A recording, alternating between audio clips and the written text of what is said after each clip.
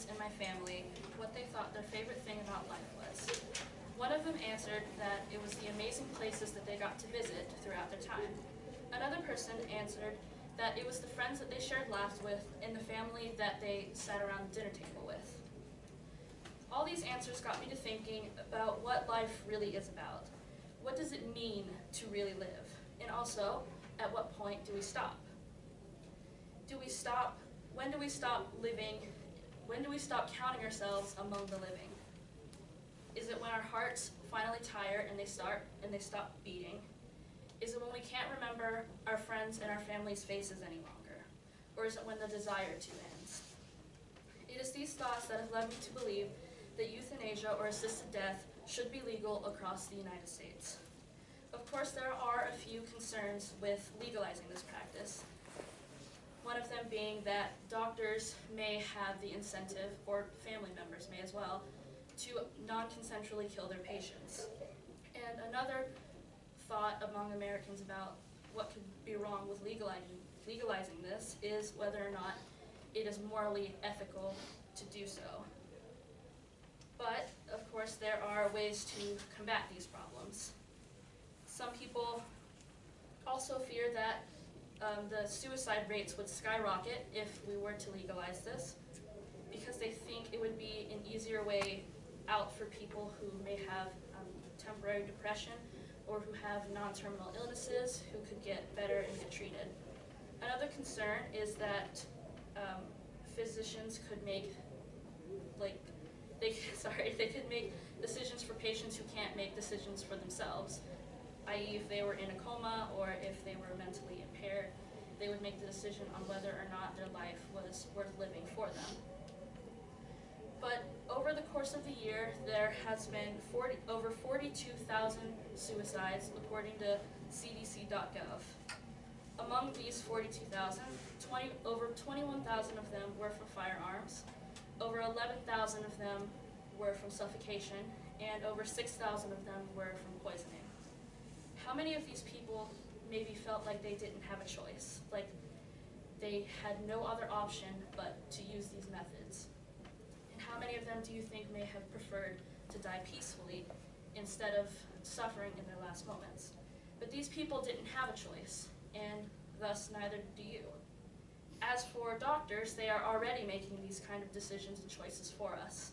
We can choose whether or not we want to have surgery, we can choose whether or not we want to take medication, or if we want to have any kind of treatment at all. But after that, we can't choose if we want to actually live and if we actually want to go through with all of these things.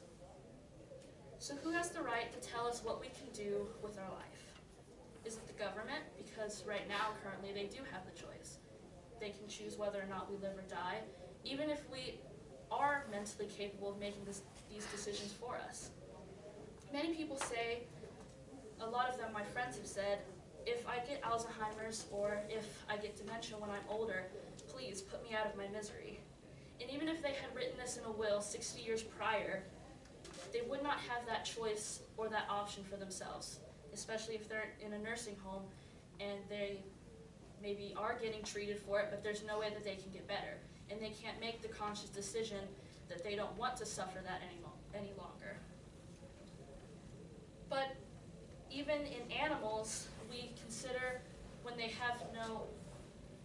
maybe a horse can't walk anymore, we put them down and we consider it a humane choice. So why do we not hold ourselves to those same standards? So you have to ask yourself, do you want this choice? Do you want to be able to make life or death decisions for yourself? Or do you want the government to make these choices for you? Thank you.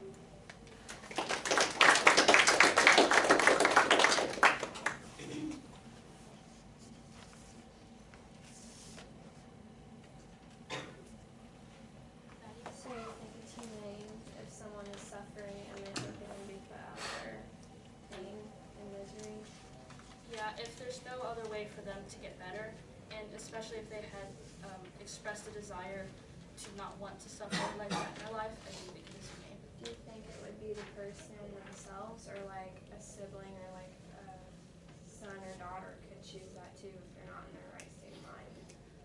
I think think after a certain period of time and they're not in their right state of mind, a family member who is really close to them should be able to decide that as well, or a doctor as well. Jackie? So, are you supporting like their family members making that decision for them, or the person themselves, or both? I'm supporting both. So, do you think that there's any difference between suicide and someone deciding, like, and going to those people? Because you're willingly choosing to kill yourself either way.